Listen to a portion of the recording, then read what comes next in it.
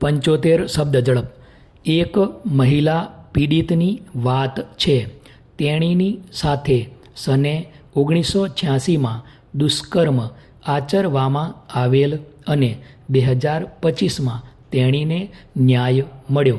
સર્વોચ્ચ અદાલતે આ મામલે આરોપીની સજા યથાવત રાખી છે અને તેને જેલમાં મોકલવાનો આદેશ આપ્યો છે.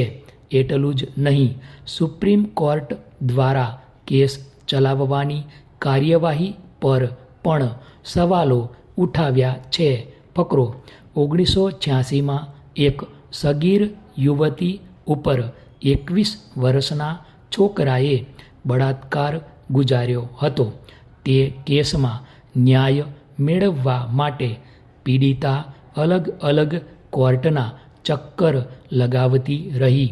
નવેમ્બર 1987માં ટ્રાયલ કોર્ટે આરોપીને દોષિત ઠેરવી તેને 7 વર્ષની જેલની સજા ફટકારી હતી. વર્ષ 2013માં રાજસ્થાન હાઈકોર્ટ દ્વારા એવું કારણ આપવામાં આવ્યું કે, આ કેસમાં ફરિયાદી તથા સાહેદો દ્વારા નક્કર નિવેદનો આપવામાં આવ્યા નથી, તેથી આરોપીને નિર્દોષ જાહેર કર્યો હતો. ફકરો: આ મામલાને હાઈકોર્ટ દ્વારા જે રીતે ઉકેલવામાં આવ્યો તેના પર હવે સુપ્રીમ કોર્ટે પણ આશ્ચર્ય વ્યક્ત કર્યું છે.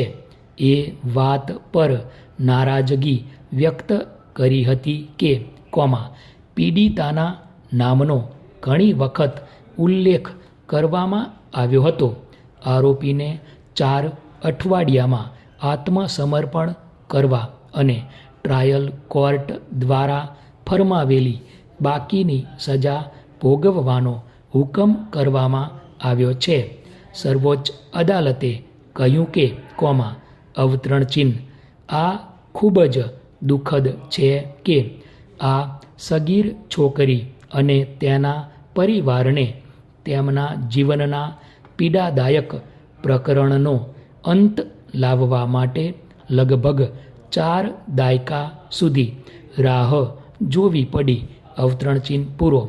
બેન્ચ દ્વારા કહેવામાં આવ્યું કે, અવતરણ ચિહ્ન: એ સાચું છે કે બાળ પીડિતે પોતાની ઉપર થયેલા ગુના વિશે કશું કહ્યું ન હતું.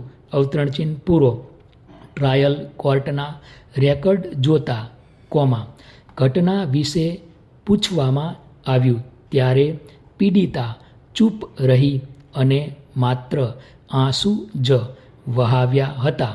ફકરો: કેસની સુનાવણી કરી રહેલા ન્યાયાધીશે કહ્યું કે, પીડિતા ચૂપ રહેવાથી આરોપીના પક્ષમાં માની શકાય નહીં. તેમણે કહ્યું કે, અવતરણ ચિહ્ન: છોકરીના મૌનનું કારણ આઘાત હતો. અવતરણ ચિહ્ન પૂરો. ન્યાયાધીશે પીડિતા વિશે કહ્યું કે, અવતરણ ચિહ્ન: મુકદ્દમાનો સંપૂર્ણ ભાર તેના ખભા પર નાખવો અન્યાયી ગણાશે. અવતરણ ચિહ્ન પૂરો. તેમણે એમ પણ કહ્યું કે, અવતરણ ચિહ્ન: એવો કોઈ નિયમ નથી કે જો કોઈ બદનક્ષી ભર્યા નિવેદનો આપવામાં આવેલ ન હોય તો આરોપીને દોષિત ઠેરવી શકાય નહીં, ખાસ કરીને જ્યારે અન્ય પુરાવા હોય.